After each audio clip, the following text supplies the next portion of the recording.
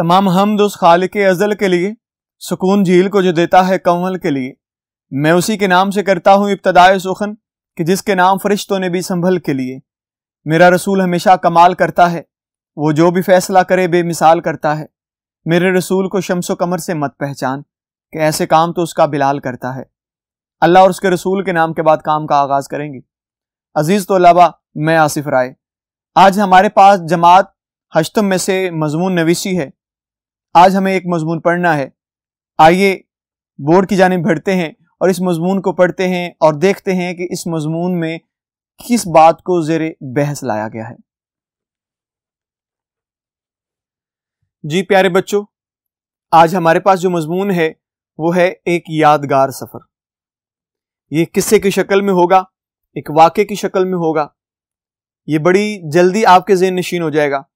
آپ نے اسے واقعے کی طرح ایک کہانی کی شکل میں سننا ہے تاکہ ایک پورے کا پورا جو واقعہ ہے یہ آپ کے ذہن نشین ہو جائے۔ اس کو سننے کے بعد آپ اس کو اپنے پاس تحریر کیجئے، اس کو بار بار لکھ لیجئے تاکہ یہ اچھی طرح سے آپ کو ازبر ہو جائے۔ آئیے اس مضمون کو پڑھ لیتے ہیں۔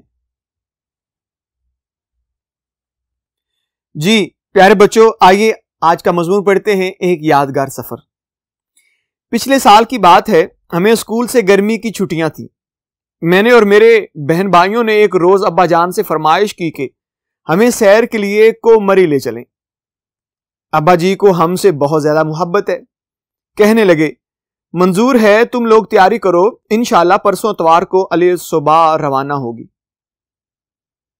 ابا جان کی زبان سے یہ خوشخبری سن کر ہم سب خوشی سے اچھل پڑے۔ تیاریاں شروع ہو گئیں اور ہم لوگ بڑی بےتابی سے آنے والے پرسوں کا انتظار کرنے لگے۔ خدا خدا کر کے اتوار کا دن آیا۔ ہم تینوں بہن بھائی سویرے منہ اندھیرے اٹھ بیٹھے۔ فرتے مسرت سے ہمارے پاؤں زمین پر نہیں پڑتے تھے۔ کوہمری کے خیالی منظر ہماری آنکھوں میں گھوم رہے تھے۔ امی جان نے ناشتہ تیار کیا۔ ہم نے نہا دھو کر کپڑے تبدیل کیے، ناشتہ کیا، اپنے اپنے بیگ اور ناشتہ دان ہاتھوں میں لیے تیز تیز قدم اٹھاتے ہوئے باہر گلی میں آ گئے۔ باہر کار ہمارا انتظار کر رہی تھی۔ نوکر نے ہمارا سامان ڈگی میں رکھا اور بستر کو کار کے اوپر لاد دیا۔ اتنے میں ابا جان بھی پہنچ گئے۔ ہم سب لوگ خوشی خوشی کار میں بیٹھے۔ ابا جان کا اشارہ پا کر ڈرائیور نے کار سٹارٹ کی۔ اب ہم لاہور کی پرہجوم سڑکوں سے گزر کر جی ٹی روڈ پر آ چکے تھے۔ ہماری کار فراٹے بھرتی ہوئی پنڈی کی طرف اڑی جا رہی تھی۔ راستے میں ہمیں گجرانوالہ، وزیر آباد، گجرات اور جہلم جیسے شہروں کو دور سے دیکھنے اور دریائے راوی، چناب اور جہلم جیسے عظیم دریاؤں کو عبور کرنے کا اتفاق ہوا۔ ہم ان شہروں اور دریاؤں پر طائرانہ نظر ڈالتے راستے کے میدانوں اور پہاڑی مناظر سے لطف اندوز ہوتے ہوئے کوئی 10 بجے کے قریب پنڈی پہنچ گئے۔ مری روڈ پر کار ایک جھٹکے کے ساتھ رکی اور ہم چائے پینے کے لیے نیچے اترے۔ پاس ہی ایک ہوٹل تھا، وہاں چائے پی اور مری جانے کے لیے کار کی طرف بڑھے۔ اچانک میرے چھوٹے بھائی کی نظر کار کی چھت پر پڑی۔ وہ بے اختیار چلایا، ابا جی بستر کہاں گیا؟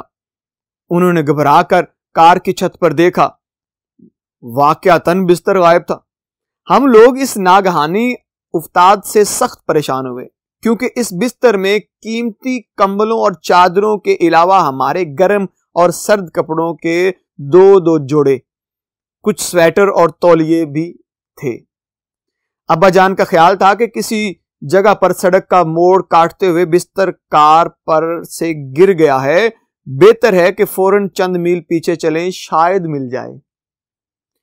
ڈرائیور نے کار کا رخ پیچھے کی طرف موڑا اور اب ہم الٹے پاؤں پنڈی سے گوجر خاں کی طرف جا رہے تھے۔ ابھی ہم نے پنڈی سے کوئی 5 میل کی مسافت طے کی ہوگی کہ ایک جگہ ہم نے لوگوں کا ایک مختصر سا ہجوم دیکھا۔ ابا جان نے کار روکنے کا اشارہ کیا۔ ان کا خیال تھا کہ شاید کوئی حادثہ ہو گیا ہے، لیکن جب کار سے اترے تو کیا دیکھتے ہیں کہ لوگوں کی بھیڑ میں ایک بوڑھا ہمارا بستر سامنے رکھے بیٹھا ہے اور لوگوں سے کہہ رہا ہے کہ یہ بستر مجھے ابھی ابھی سڑک پر پڑا ملا ہے۔ معلوم نہیں کس کا ہے، کاش مجھے اس کا مالک مل جائے اور میں اس امانت کو اس کے حوالے کر کے خدا کے ہاں سرخرو ہو جاؤں۔ اپنے بستر کو اچانک سامنے دیکھ کر ہماری خوشی کا کوئی ٹھکانہ نہ تھا۔ ابا جان نے آگے بڑھ کر اس بوڑھے آدمی سے کہا، بابا جی یہ بستر ہمارا ہے، ہم لاہور سے آئے ہیں، پنڈی جا رہے ہیں۔ پنڈی پہنچ کر ہم نے دیکھا کہ ہمارا بستر کہیں راستے میں گر گیا ہے اور اب بستر کی تلاش میں ہی الٹے پاؤں واپس آئے ہیں۔ یہ سن کر بوڑھے کا چہرہ خوشی سے کھل گیا، کہنے لگا، ٹھیک ہے، آپ کی امانت ہے، لے لیں، میں تو گھنٹے بھر سے اسے لیے بیٹھا ہوں اور اس کے مالک کی تلاش میں ہوں، مگر بیٹا مجھے کیسے یقین آئے کہ یہ بستر آپ کا ہے؟ اس پر ابا جان نے ان تمام چیزوں کی تفصیل بتائی جو بستر میں بند تھی۔ چنانچہ جب بستر کھول کر دیکھا گیا تو ابا جان کے بیان کی تصدیق ہو گئی۔ بوڑھے نے بستر ہمارے حوالے کیا اور خدا کا شکر بجا لایا۔ ہم نے بوڑھے کا شکریہ ادا کیا۔ تمام لوگ اس کی دیانتداری کی داد دے رہے تھے۔ ہم نے بوڑھے کو 100 روپے انعام کے طور پر پیش کیے، لیکن اس نے قبول نہ کیے اور کہا، میں نے اپنا فرض ادا کیا ہے، انعام کس بات کا لوں؟ ڈرائیور نے بستر اٹھا کر گاڑی پر رکھا اور اسے مضبوطی کے ساتھ رسے سے باندھ دیا۔ وہ محسوس کر رہا تھا کہ اس سے پہلے اس نے بستر کو اچھی طرح نہیں باندھا تھا۔ ہم اس پریشانی سے نجات پانے پر دل ہی دل میں خدا کا شکر ادا کرتے اور اس دیانتدار کو دعائیں دیتے ہوئے کار پر سوار ہوئے اور اپنے سیر کے پروگرام کی تکمیل کے لیے پنڈی کی طرف روانہ ہو گئے۔ جی پیارے بچوں، یہ بڑا خوبصورت سا واقعہ جو میں نے آپ کی نظر کیا، جو ایک یادگار سفر کی طرح تھا، آپ نے اسے واقعے کی طرح سے لطف اندوز ہوتے ہوئے اس سے یاد کر لینا اسے اور اچھی طرح ذہن نشین کر لینا ہے۔ میں امید کرتا ہوں آپ کو یہ سارے کا سارا قصہ بڑی اچھی طرح سمجھ آیا ہوگا۔ انشاءاللہ اگلے لیکچر میں ایک نئے مضمون کے ساتھ حاضر ہوں گا۔ تب تک کے لیے مجھے اجازت دیجیے گا۔